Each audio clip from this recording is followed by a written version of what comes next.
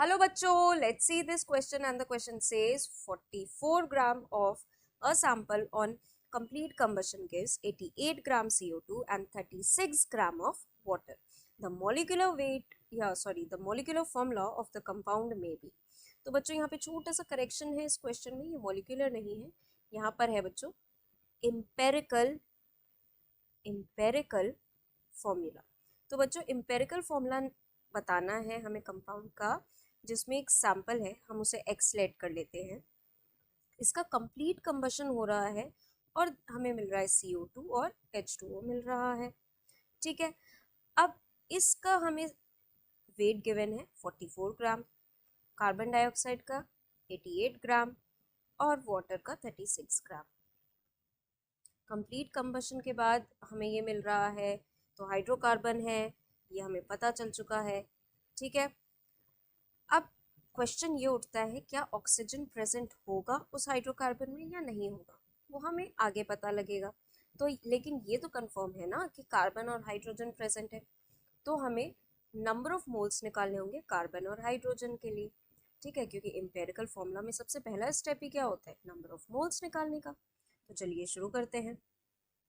जो कार्बन का number of moles है वो आएगा CO2 से, तो CO2 का नंबर ऑफ मोल्स निकालते हैं। नंबर ऑफ मोल्स का फॉर्मूला क्या होता है बच्चों, given mass by molar mass. Given mass क्या है 88, मोलर मास क्या है 44। तो यहाँ से हमारा आंसर क्या आया बच्चों, यहाँ से हमारा आंसर आया 2 मोल।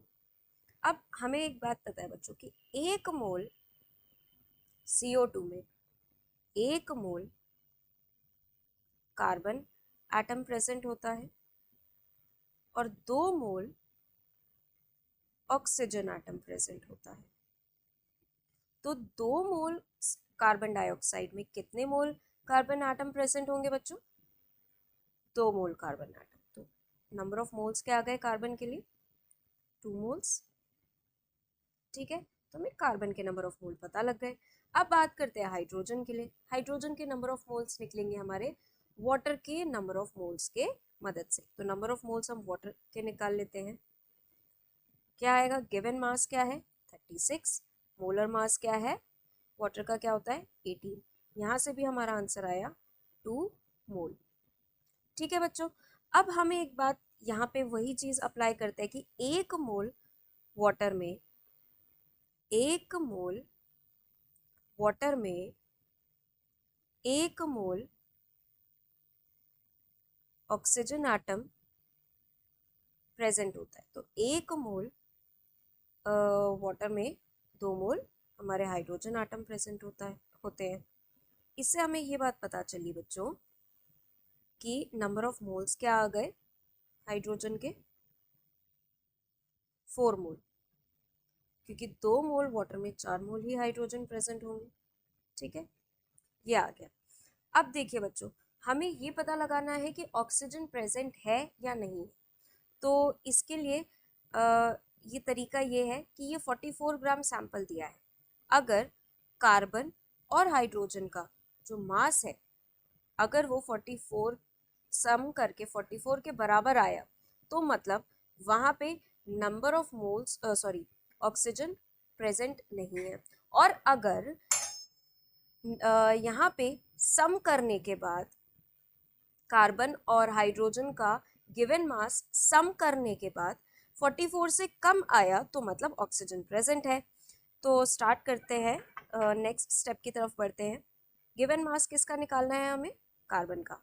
तो कार्बन का गिवन मास देखिए, नंबर ऑफ मोल्स का फॉर्मूला क्या होता है, given mass by molar mass. तो कार्बन का गिवन मास क्या आएगा, given mass of carbon, number of moles कितना है 2 मोल निकला, और मोलर मास कितना आया, कितना है मतलब कार्बन का कितना होता है 12, तो यानी कि 24 ग्राम। गिवन मास जो है हाइड्रोजन का कितना आएगा, 4 इंटू 1 दैट इज 4 ग्राम। ठीक है, यहाँ से ये कार्बन का आ गया और हाइड्रोजन का आ गया।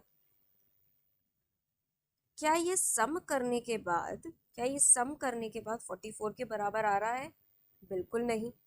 तो इसका मतलब कि ऑक्सीजन प्रेजेंट होगा। तो हम यहाँ लिखते हैं mass of carbon plus mass of oxygen plus mass of hydrogen is equals to 44। कार्बन का मास क्या है 24, ऑक्सीजन का क्या है हमें निकालना है, हम इसको वायलेट कर लेते हैं चलिए, और हाइड्रोजन का मास 4 इज इक्वल्स टू 44। तो y क्या निकल के आया 44 माइनस 28 दैट इज 16। अब यहाँ से हम नंबर ऑफ मोल्स निकाल सकते हैं ऑक्सीजन का, बिल्कुल। गिवन मास क्या है 16, मोलर मास क्या है 16, तो ये आ गया हमारा 1 मोल। इसका मतलब हमारा एम्पेरिकल फॉर्मूला क्या निकल कर आया, क्योंकि देखिए यहाँ पे ये सिंपलेस्ट होल नंबर में ही है सर, तो इसको किसी से ना मल्टीप्लाई ना डिवाइड करने की ज़रूरत है। तो हमारा एम्पेरिकल फॉर्मूला बच्चों निकल कर आया C2H4O, मतलब हमारा करेक्ट ऑप्शन कौन सा है बच्चों, option C. So I hope all of you understood very well, thank you and best of luck.